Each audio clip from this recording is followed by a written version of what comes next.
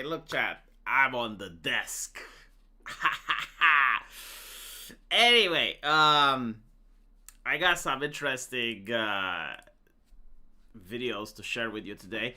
I'm going to talk about religion and more importantly, how one of the biggest Protestant churches has been co-opted by progressives. And we're going to see one of these priests, these pastors, that are going to transitioning into being a woman.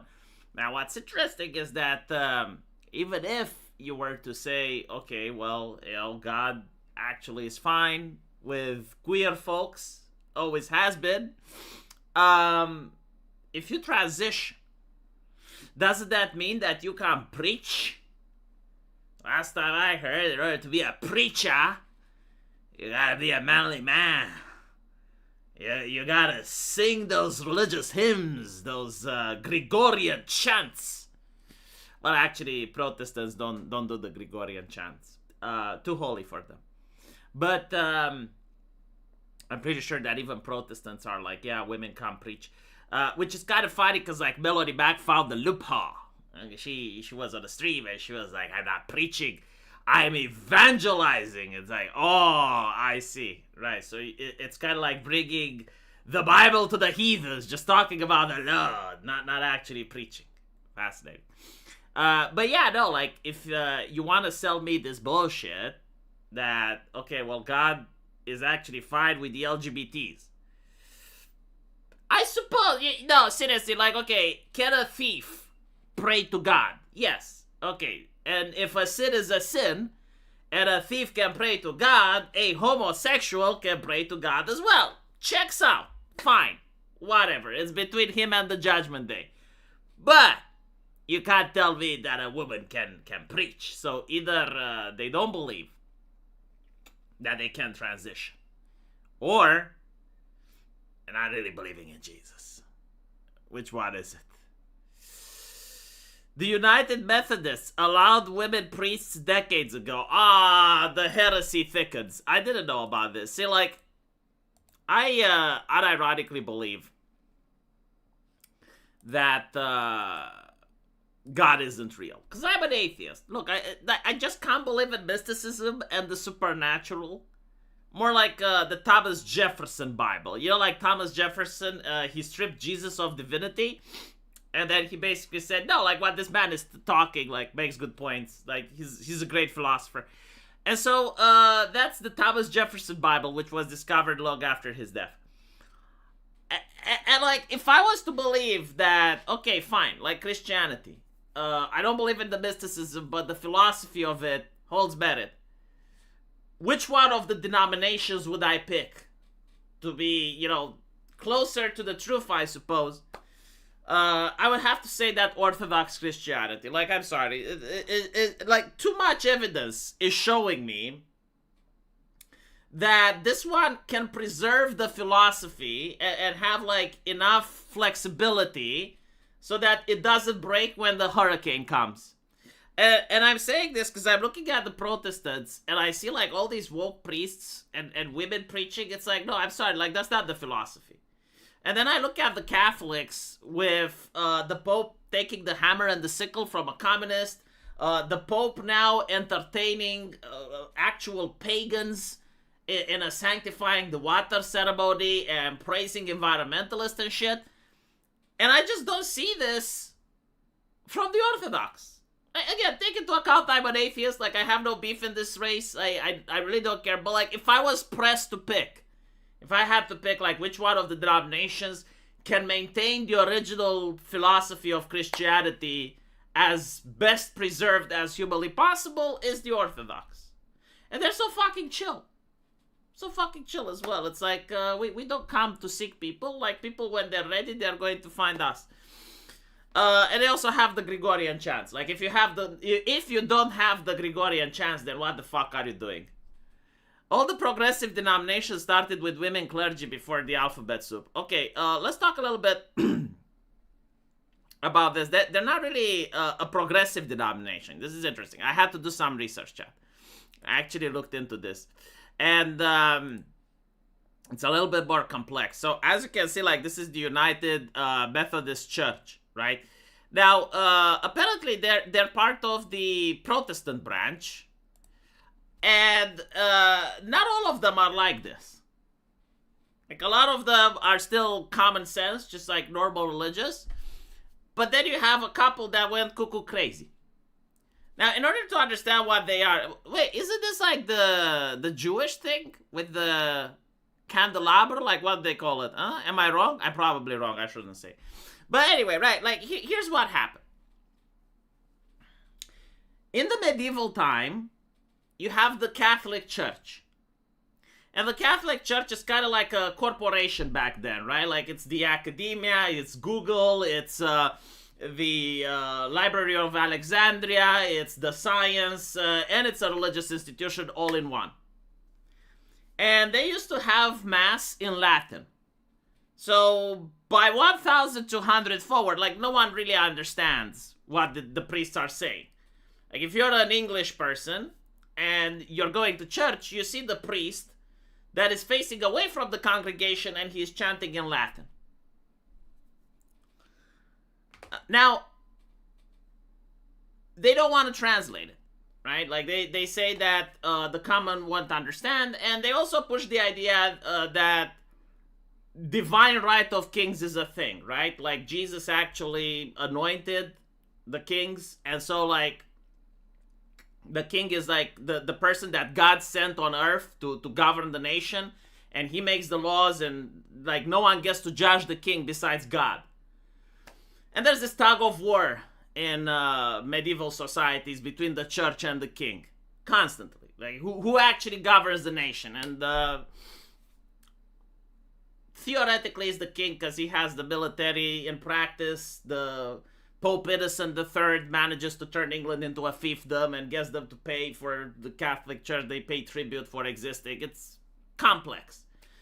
But basically, as you can see, the church wasn't just like a religious institution. It was also a cultural institution. It was also a financial institution. Like, it was the second biggest owner of land.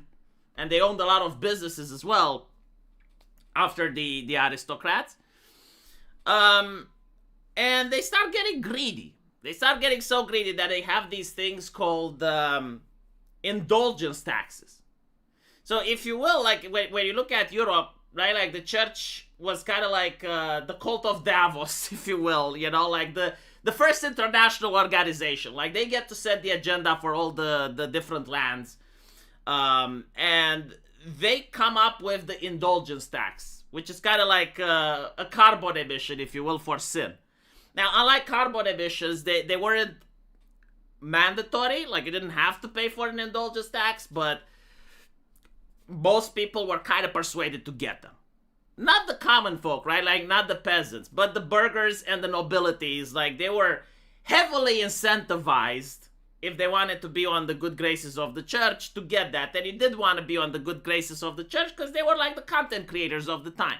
Like, you go to Mass, the priest chants in Latin, but at the end of that, they talk about local affairs, and they talk about why the noble is a piece of shit if he hasn't bought the indulgence. And if he did buy the indulgence, why the noble is a really great person.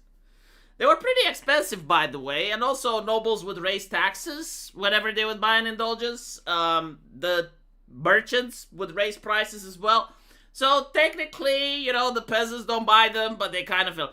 Anyway, the idea is that eventually you have one man, you have Luther, probably heard of him, right? And this guy takes a piece of paper, I don't know like how many complaints he had, 95 or some shit like that, and he just nails it to the church door, bitching about the Pope and his indulgences.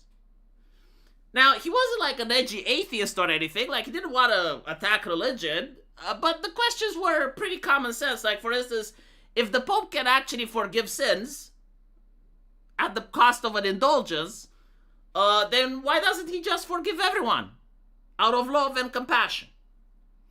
Right?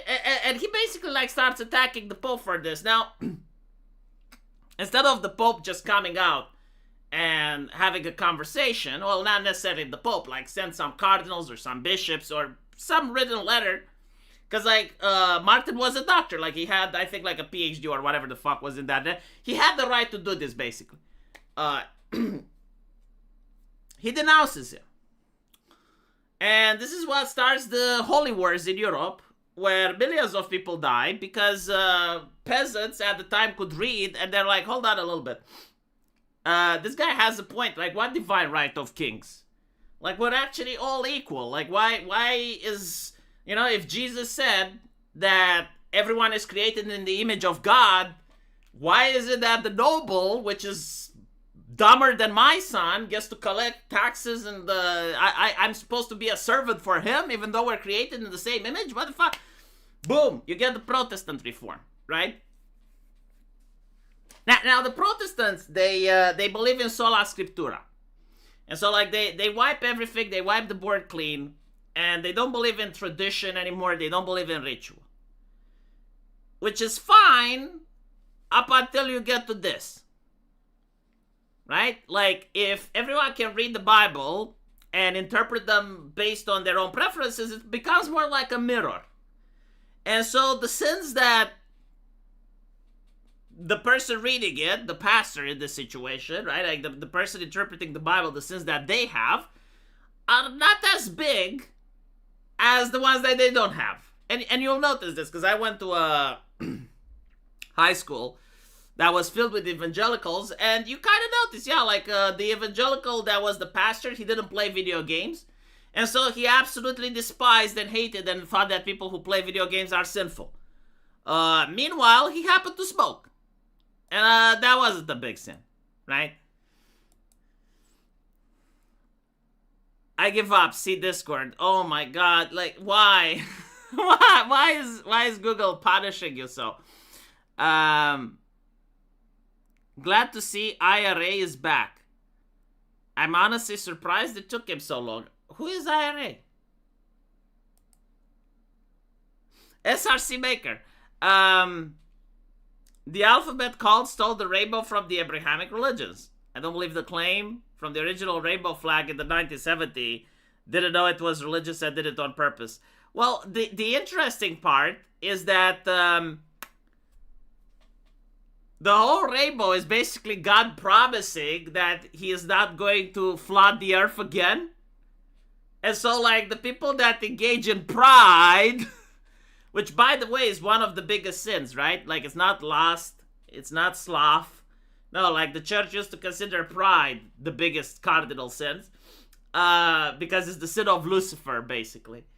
And the people that engage in pride are basically showing the rainbow. It's like, hey, God, don't you remember what you promised? The Irish Republican Army. Oh, I see. How do you get in the Discord? Someone give him a link, please. Give him a link to the Discord. Give JDA79 a link.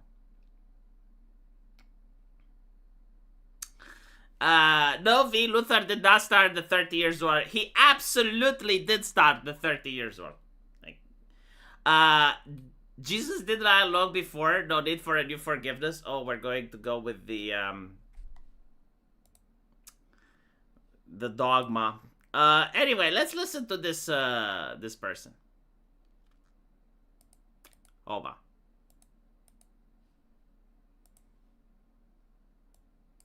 With this, absolutely not.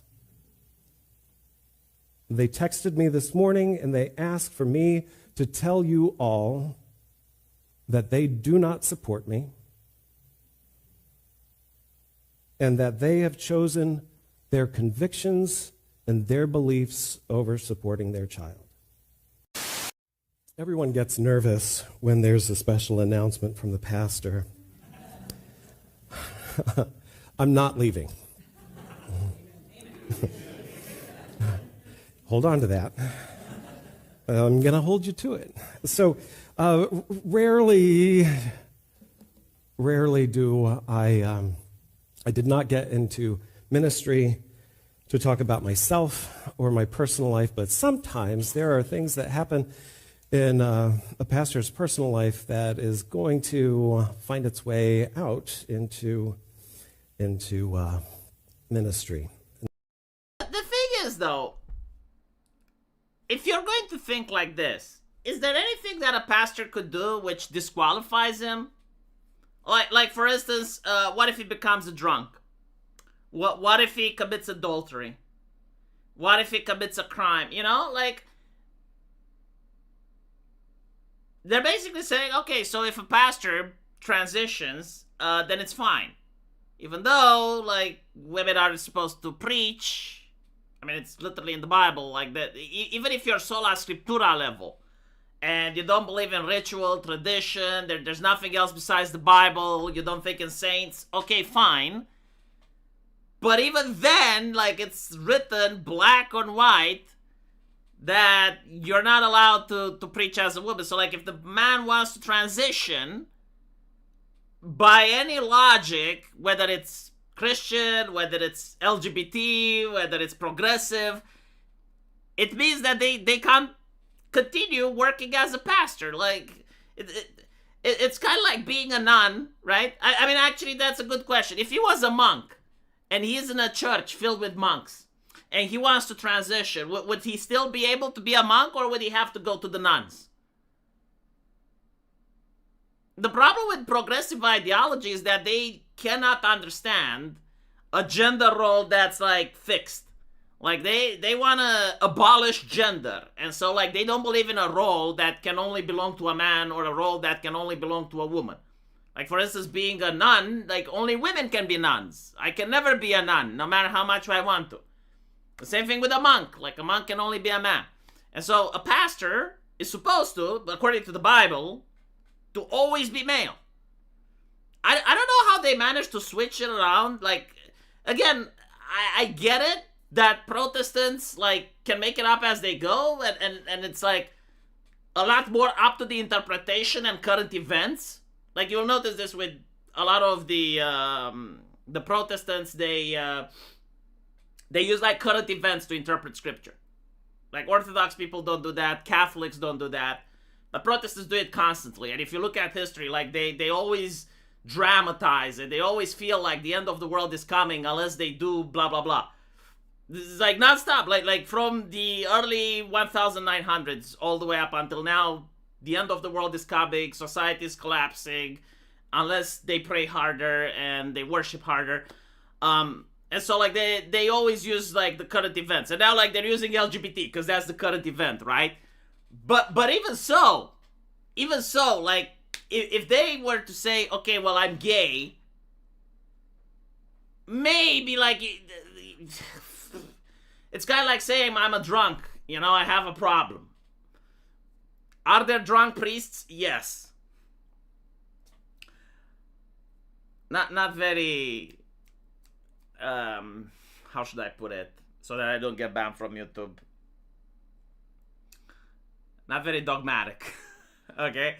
But still, that would still make sense, because, like, you could make the argument, well, yeah, but, like, in the Bible, like, God knows that people aren't perfect, blah, blah, blah. I don't know, like, how you can spin it, but in a way, it's more spinnable than when the Bible, like, flat out rejects the concept of women being a preacher, and they're doing it. So,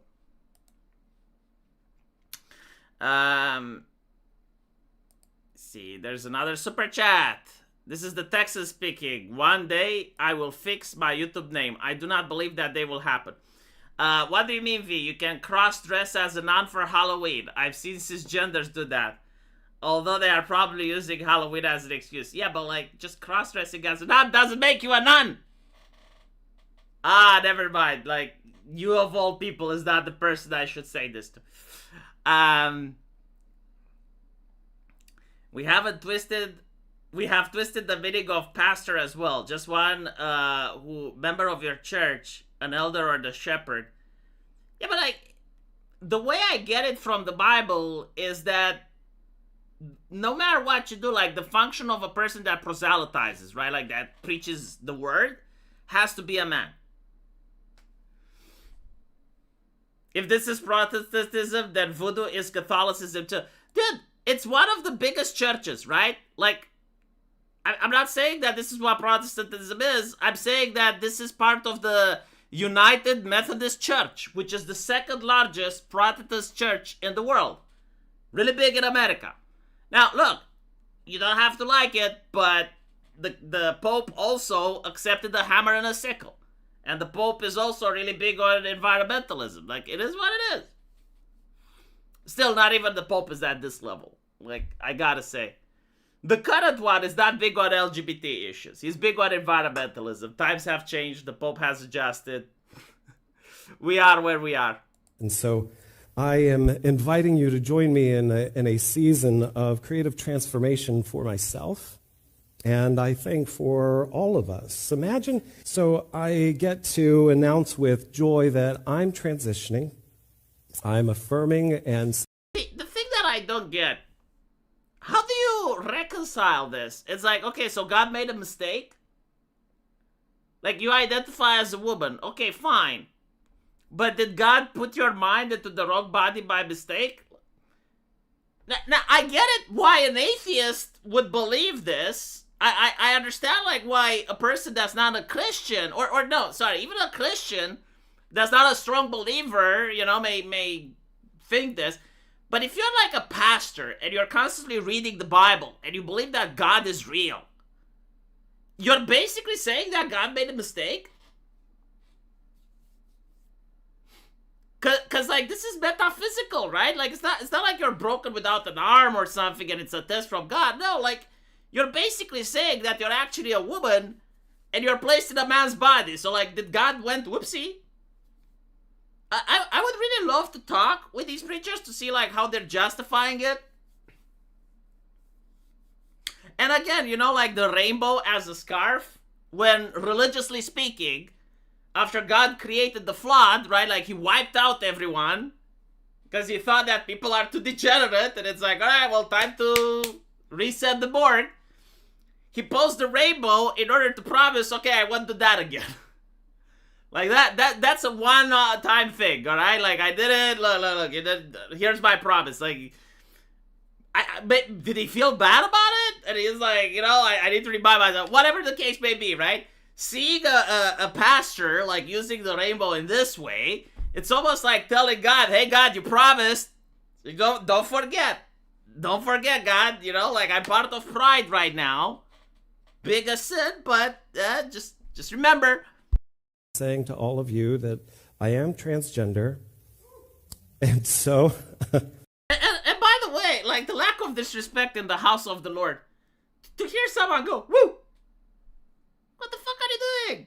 Like, that would never fly in an Orthodox church. Like, you would get all of the babushkas looking at you as if you're a murderer.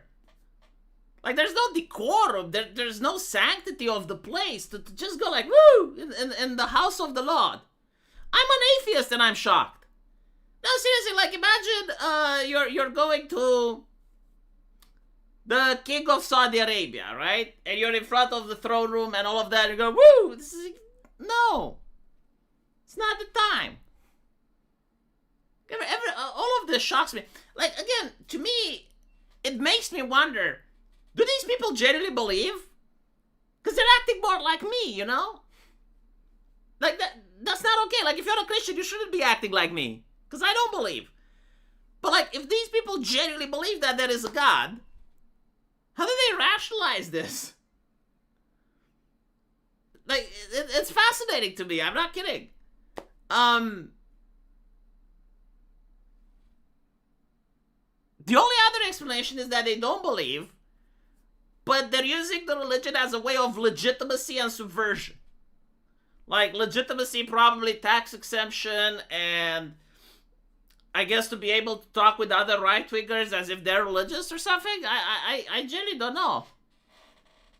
You know, like, maybe, like, it's a fun thing. They get together, they're part of the community, and they kind of, like, strengthen their arguments, because now it's not just their opinion, now it's religious.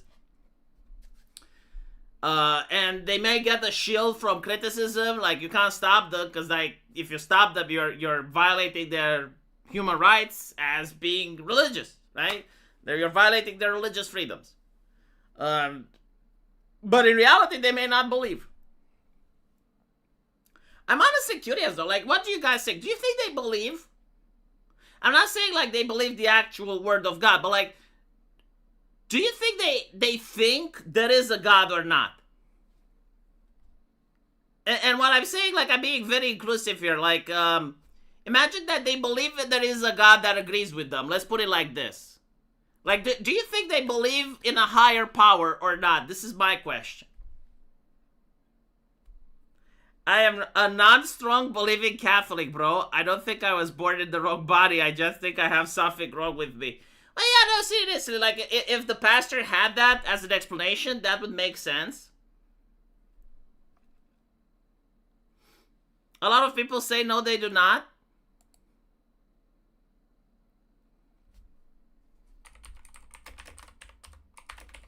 I see Zanothium showing me Fed posting. Zanothium, if you genuinely think that those people are anything but feds, waiting for people to make an account so they get arrested, then I have a bridge to sell you. They do believe in a higher power, but not the God of Jesus. See, like, this is the thing where I don't get. Because, like, I can get with 100 other atheists and we can pretend we're believing in Jesus and just, creating our own dogma and our own values and our own whatever. And from the outside, it looks as if we're worshiping and we get all the tax exemptions. But on the other hand, like, it is possible that I guess, like, you are a person that's a liberal and you join this church and you never read the Bible, you just listen to the preacher, right? Like, maybe you're an atheist and you go there and you listen to the preacher talk about love, acceptance, minorities, why racism is bad, blah, blah, blah. So maybe you genuinely do believe that there is a God that has said all these things. Because let's be honest, like, most Christians don't read the Bible for two reasons. Like, number one, it's a difficult read.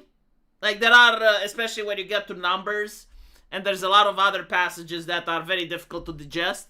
And the way that it's written, like, it's written in a more older English, unless you have, like, the other newer versions. But, like, most people, I think they read the King James, right? And if you don't read the Bible, maybe you do believe the preacher. And so, like, you actually believe the heresy. Like, does that make sense? Like, I think, like, maybe some of them aren't LARPing and they genuinely believe it. They're their own God. I think the preacher may actually be their own God, but, like, what about the congregation? Like, imagine this, right? Imagine you meet a girl and she's got, like, some big fat tits and a nice plump ass and an hourglass figure, and she invites you to go to church and she takes you to this place, right? She takes you here. Now, if you're an atheist and you've never read the Bible, and of course, you know about Jesus and whatnot, but you only know, like, the basics that you get from pop culture, like, he was crucified, and you know about Christmas, and you know about the resurrection, but like, you don't actually know the message, you don't know the Sermon on the Mount, you don't know what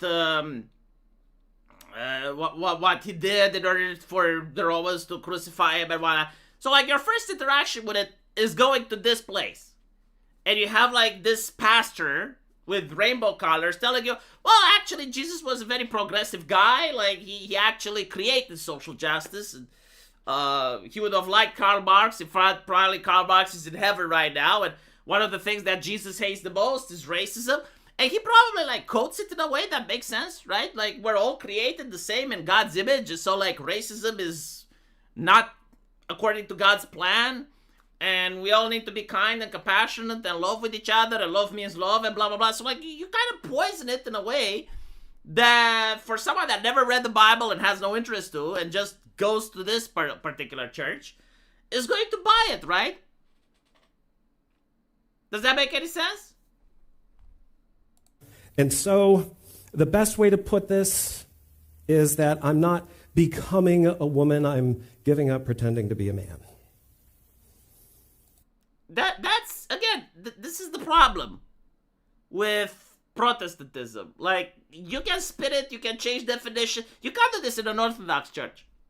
Like, you literally can't, because the dogma is the dogma. You can't just make shit up or, like, change definitions or have, like, interpretations based on current events. even in Catholicism, you can't do this. Like, if you try doing this, you just get kicked out. Yeah, in Catholicism, you can get the Pope that starts saying, yeah, borders are racist, environmentalism is holy. Sure, like, and that kind of can affect the teachings that your priest is going to say. But even there is a limit. There is no limit with this. Like, this is like, you can take it whatever the fuck you want. Oh, I'm not a woman. I'm just giving up pretending I'm a man. You know, it's... Sure, buddy. Yeah, okay. I mean, I guess. I'm not saying you can't do this. I'm just saying, like, isn't it incompatible? Incompatible with like, the Bible. I'm not even talking about now, about being incompatible with what Aquinas have said. Or being incompatible with St. Augustine. No, it's incompatible with the Bible, like the source material. And it's not incompatible that he's transitioning. It's incompatible that he's a woman and being a pastor. What will change? Thank God you have never chosen me as your pastor based off of my appearance. Wait to fucking miss the point. Amen. I was waiting for that. Why is the pastor waiting for validation from his flock? None of you ever judged me, or that was not part of the intake process of me being your pastor, was because of how my face looked. Yeah, I mean... See, the thing is, like, in an Orthodox religion, it's not that you would be judged. You just be found unfit to serve. Like, they wouldn't judge you in the sense of saying you're going to burn in hell, because that's not for the priest to judge. But Jesus did say something about give to Caesar what belongs to Caesar. In other words, follow the secular law.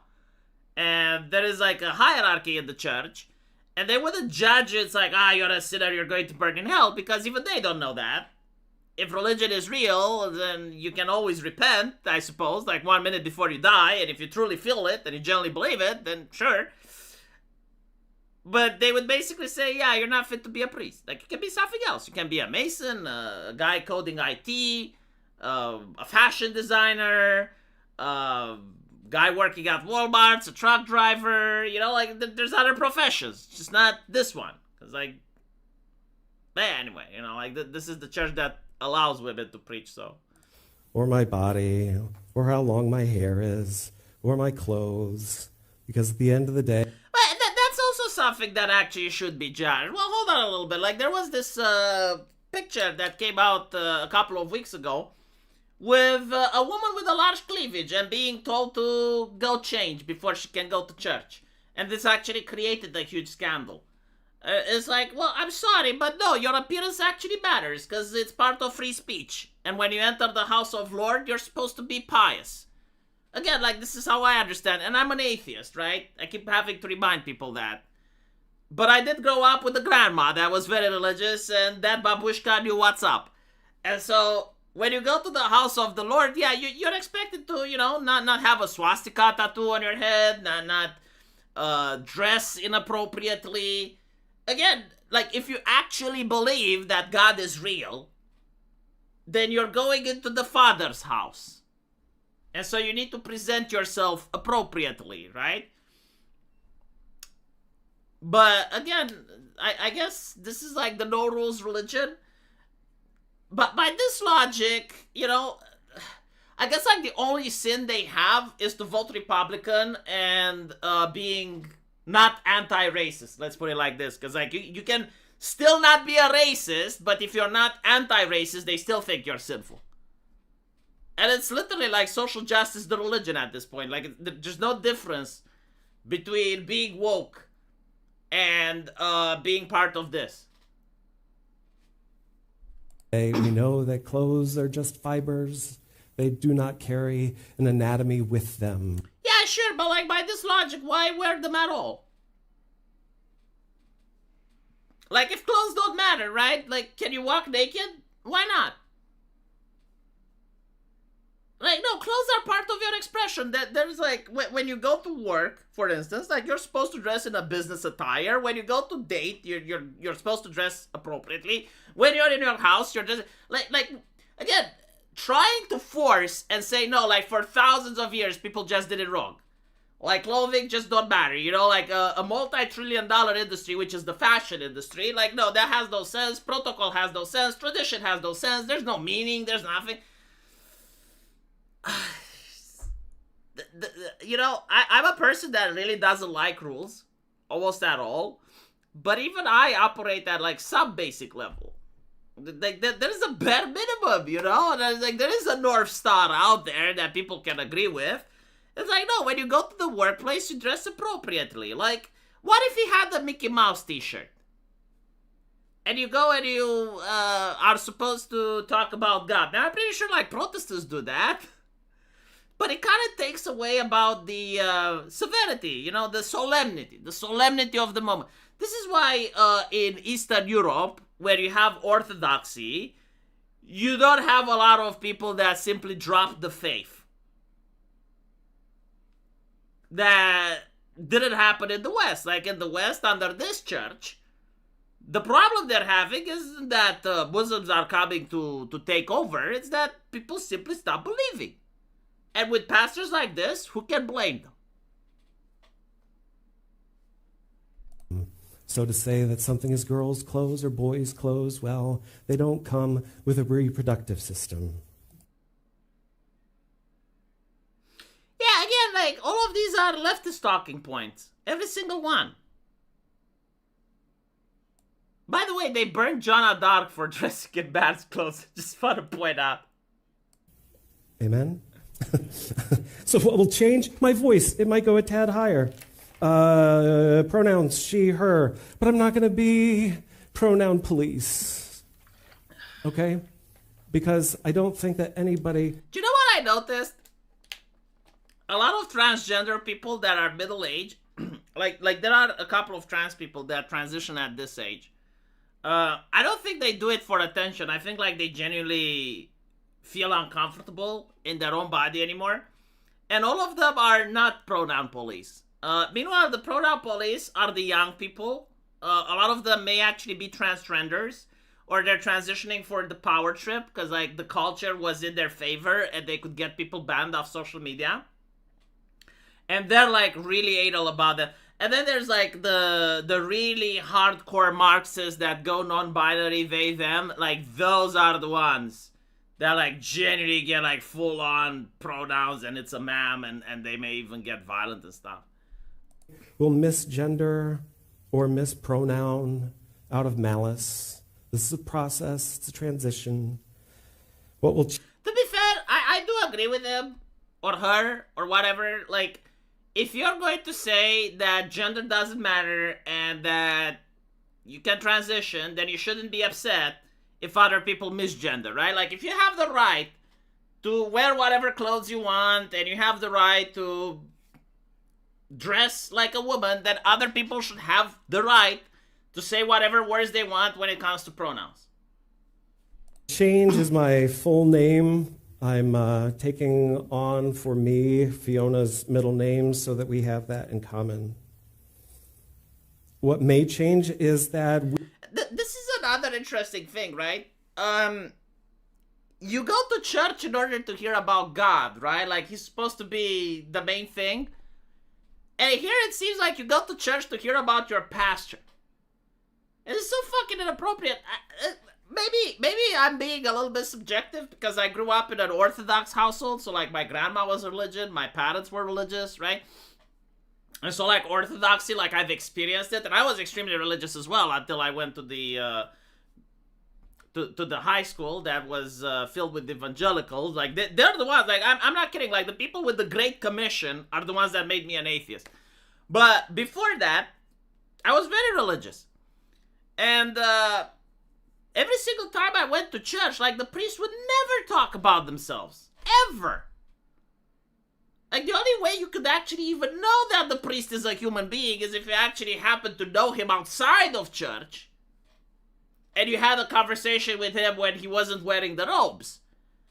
But like at the workplace, like no, he would only talk about God, preach, do the Gregorian chants, and maybe like talk a little bit about the current. Like, he may talk about the current events, right? Like he may say, "Oh, well, there's a huge drought happening right now, and we need to pray so that the people that work in the fields they don't starve and blah blah blah."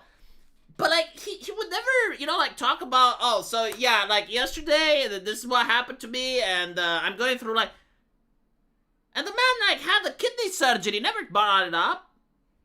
Like, you may hear it from someone else at the church. Like, you may hear it from a nun or maybe a monk or they have, like, we call it daskal, right? I don't know how to translate it, but, like, the little priest. The priest helper, basically. Oh, the altar boy, right, the altar boy. And he would basically say, like, the priest had the kidney surgery, like, we should pray for him. But like, that was it. And this, to me, doesn't seem like about God. It seems like about validation. We might become known within the community as an even safer space for people who have felt marginalized. Again, it's leftist academic religion. Like it's not. This is not Christianity. Are my parents okay with this? Absolutely not. Who cares? Like this is your personal issues. That you know what this reminds me? It's more like one of those psychology sessions where like people sit around the chair. And it's like, okay, so Steve, what are your problems? Like, this is trauma therapy for the pastor. And what does this have to do with God? They texted me. Shouldn't he pray about this thing? Like, is prayer not enough? Is this normal for Protestants? No, seriously, like, I don't know. Like, even the evangelicals that I went with didn't do that. Like, even the pastor wouldn't just, like, start dropping the spaghetti. I mean, I guess like it wouldn't necessarily be unorthodox for them to do so. Like it would still be canonical in a way. Like it would be coherent with their religion, right? Because like I suppose that the way it works in Orthodoxism, if you have a priest that has this level of baggage, he goes to the higher up, right? So like the priest would go to the bishop. And he would, like, confess to the bishop, and he would say his struggles and blah, blah, blah. But it would be, like, a one-on-one thing. But, like, for Protestants, like, they don't have the hierarchy. And so, like, maybe it's normal for, like, the pastor to drop his spaghetti in front of the congregation. This morning, and they asked for me to tell you all that they do not support me. And that they have chosen their convictions and their... Yeah, but like, if he was a 16-year-old, I would understand. But this is a grown-ass man, not talking to one person about it in private, like talking about the relationship between he and his parents as if he is 5. I get it, like when you're with a friend, you're drinking a beer and you're telling them, like, look, I came out, this is what happened with my parents, right? Or you're in a Discord and you're talking with, like, one guy, but you're a pastor and you're dropping this baggage on your congregation. I don't know, it's just so weird to me, it's just... I guess it's more expensive to get a psychologist and just have normal sessions. SRC Maker, no idea how this priest can step back in that church, V. I'm not even a practicing Catholic, but I feel I personally could never really go back into the church. I feel like I would be disrespecting the real believers. Well, it's kind of like this, okay? Imagine you're a feminist, and you go to these feminist retreats where you talk about the patriarchy and shit, right? And you're like the one that they all look up to. And then you go to church and you say, yeah, okay, so I decided to become a Catholic nun. And I really believe in Catholicism now. And right? Because it's a little bit out of brand. It's a little bit out of the ordinary. Did you hear about Congress trying to pass federal digital ID? They're currently trying to sue to stop Texas ID law from passing. Deep Humor reported on it. Yeah, I heard, but like, you know what's interesting? Either the algorithms are suppressing the living shit out of it, or whenever I make a video about this topic, no one cares anymore. Like, people are just done. They're like, okay, this is coming. It is what it is. I'll just have to dox myself when daddy government asks me to. How is a liberal joining a church and then trying to spread their illness to the church not the same thing they have done to our hobbies like video games? It is literally the same thing. Yeah, no, that's a good point. Yeah, it's very subversive. He worships a demon? I don't think he worships a demon. I think that because there's no hierarchy, and because like there's no ritual and dogma and orthodoxy, it's up to the pastor. Like, as long as he has a congregation, as long as people go there, they validate him. It's kind of like being a dungeon master, right? Now this is something interesting I discovered about being a dungeon master. Like, you have all the power there, right? And you can do whatever you want to the players. And unless the players decide to leave the table, you're still the dungeon master. So as long as like people still go there. And the thing is, like, as I mentioned, like, if you have a person that is an atheist and he goes there because like someone invites him and he doesn't know much about Jesus, he's going to believe that that's actually the Bible. And it's going to be, oh, okay, so like progressives, like they're better Christians than the right-wingers.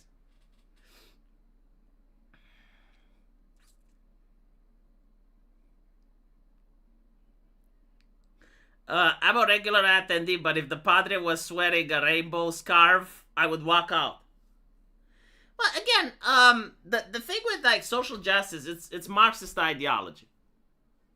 Like, the people that promote it admit that it's Marxist ideology. Now, if you look at history, the only group of people that probably killed more Christians than the Muslims and the Romans themselves are the Marxists. Like, they had a huge purge in the Soviet Union. They destroyed churches, they killed nuns, they killed priests, right? And so, like, it's bizarre that a priest would, like, try to bring back this level of... But whatever, it is what it is. I need to read the Screwtape Letters by C.S. Lewis. Don't be a Calvinist unless you are actually willing to reject the earthly presence for the glory of God. Oh my God. Calvin with his little city on the hill. Holy shit. I'm probably going to eventually make videos about the religious wars in Europe. I don't know if I'm going to touch Calvinism. He is such a character. Like, let me put it this way. Even people that were religious at the time, and at the time people were very religious, whenever they would go to a Calvin city, like, they would feel suffocated. I generally, like, don't know how people enjoy living like that. But for those of you who don't know, if you lived in a Calvin city, it was kind of like this. You have to attend church. It's kind of like the military. Like, you cannot choose not to go. Like, every Sunday morning, you're at church. And they actually encouraged people to rat on each other for confession. So, like, when you're confessing to the priest, if you see your neighbor committing a sin, you're supposed to say it. Because, like, again, like, they're polluting the entire society. No dancing, almost no fun allowed. Like, almost... Right? So you have, like, this very grim society. The thing is, though, it's a very productive society. Like, GDP goes up. Like if it's all about suffering and, you know, being stoic and grim and blah, blah, blah, and very religious, like, GDP goes up. The problem is that I don't think, like, most people would enjoy living in such a society, right? Like, there needs to be a balance between work and fun. I'm not saying, like, living life as a hedonist is good either, but, like, a little bit of context, you know? Instead of an on-off switch, like, let's have a dial and put it on a 7. Like, you need to work for a 7, and you can have a fun of a 3, right? With Calvinism, it's like, no, you're working at an 11 and no fun whatsoever. And so, like, you have people that would travel there, and they would find it absolutely suffocating. And there's a lot of historical writings about individuals that were very religious and went to a Calvinist city, and they felt the need to go for the guillotine subscription because like they couldn't handle it. You remember those religious knots in SG1? Oh, the Ori was the best living in Europe. Well, as I said, yes, like GDP goes up. No, like it's... But there's no fun. Like, I would rather live in a place that's not the best in Europe, but I would still be able to dance. I would still be able to grope a woman's ass. You know, like a little bit of in between. I don't care about prosperity on earth if I have to give up all of my freedoms. And it's not like a little bit of freedom. No, all of them. Every single one. Like, you're not allowed to live for yourself. You have to live for the community. Some people enjoy this, by the way. Like, some people actually like this militaristic lifestyle because there's a lot of order and clarity, right? Like, now you wake up, now you go to church. If your neighbor steps out of line, you rat on him. Now we're creating, like, our moral panic of the day. Drinking, alcohol, we go after everyone. We do a little bit of a purity spiral. We're going back. No, just no. They are literally the original fun police, and their whole idea is that the world is spread into two things. Like, they don't do context. Like, Calvinists do not understand nuance. They do not understand context. They understand that either something is holy or unholy. And if it's not holy, then it has to be destroyed, eradicated, pushed away from society.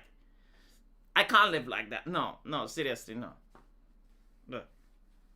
I generally don't care if they were like the richest, the wealthiest, the most secure. Give me a little bit of excitement. Not a lot of excitement, okay? Like, I don't want too much excitement. But I want a little bit.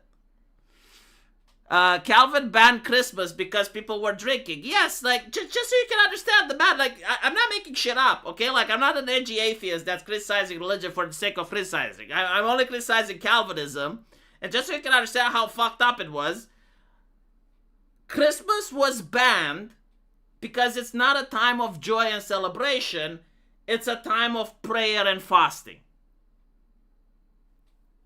I mean, yeah, it does make sense. No, like, religiously speaking, yes, sure. However, Calvin, please, with all due respect, go fuck yourself. I mean, Christopher Peck, the Puritan pilgrims who went to the US on the Mayflower, went to the Netherlands first, but they thought that the Dutch were too libertine. Oh yeah, I mean, if we're going to go to the whole Salem bullshit, alright, Jesus fucking Christ. The Salem thing wasn't necessarily Christian in nature. It was more, if you could prove that someone is dealing with the devil, the state takes their land. And so there was an incentive to prove that a lot of people were with the devil. And it was actually a moral panic and a hysteria created by women. So there were a lot of rich women that were the daughters and the wives of the people in charge who managed to drive the entire town into a frenzy. And in order to get convicted, it was literally at the level of, I saw him in a dream. So like if the victim said, I saw his astral projection in my dream, he was trying to hex me, that was enough. And so there are accounts where a father was killed by having stones being pressed on him until he was squished, because he didn't want to confess he is a witch. And I think like the reason was that if he confessed, they would strip him of his land, so his family would end up homeless. And if he denied it, also something bad would have happened. I would have to like read again before I make the video. But basically, like, the only thing he said was more stones. Again, like, Calvinism was, I guess, the thing that led to the Protestants, to the Puritans, Like, Calvinism led to Puritanicals. Like, it's a branch that spread from there. And the puritanical thing was like the gas, where the greed and the desire for wealth by those women just lit the spark, and they used that ideology in order to justify the atrocities. But yeah, no, like it came to me in a dream. Like they actually had courts about this, right? Like it wasn't a mob with pitchforks and torches. Like no, like you would actually be seized, right? Like they would come to your door, they would arrest you, like they would put you in a jail, and then they would take you to a court where you faced your accuser, and the accuser said, yeah, like he came to me in a dream. He did astral projection magic. Now, if the victim was spurging out and you touched her and she stopped spurging out, that proves that, your connection just severed the spell or some shit, so you're guilty. If you touch her and she doesn't stop spurging out, like, your spell was so powerful that the devil is inside her. So, like, there's no way to get... You are more likely to get away from a French Revolutionary Tribunal, where maybe if you screamed, like, Viva la Révolution loud enough, and Viva la Liberté, they would probably let you go, than it was to get away from a Salem trial. The only way you could get away from a Salem trial, actually, was if you convicted someone else. Like, if you said, oh, yes, I'm sorry, I did this, blah, blah, blah. However, like, this guy did it to me. And that could potentially, in some cases, allow you to free yourself. Yeah, money was at the heart of most of the Salem trials, yes. It's kind of like the Salem trials that I saw in my lifetime was the Me Too on Twitch. Like it's a huge parallel, except that people weren't getting super canceled. But if you look at the Me Too on Twitch, you had all these women that benefit from the culture of feminism, which basically say all men are guilty and women are all victims all the time. And if the accusation came, then any other woman that piled onto the accusation was considered automatically true. And all the women that came forward, like, they would make a lot of money because they would get a lot of subscribers, they would get a spotlight, all of a sudden their channels were growing, and a lot of content creators got canceled, and later on it was proven that they actually didn't do anything. Like, people came on, they looked at the evidence, they were like, okay, hold on, like, this guy didn't actually do it. But there was no apology, right? Now again, like, think about the system where they don't just get canceled on the internet, they get hanged. This is actually something that happened in Salem. A lot of people think that they burned them. No, they didn't burn them. They hanged them. And yes, the real witches did get away with it.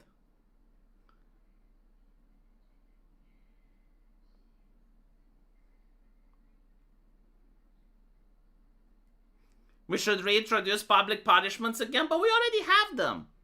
Like, all of the cancellations, these are the public punishments, right? Like, when someone gets their name trashed on social media and they end up getting canceled and they lose their job and they lose their bank accounts or their social media presence, right? Like, that's the public shaming we get. Like, I'm sorry it's not according to how we would like it to be, but it's what you have when a culture of zero tolerance and desire to just BTFO the other exists.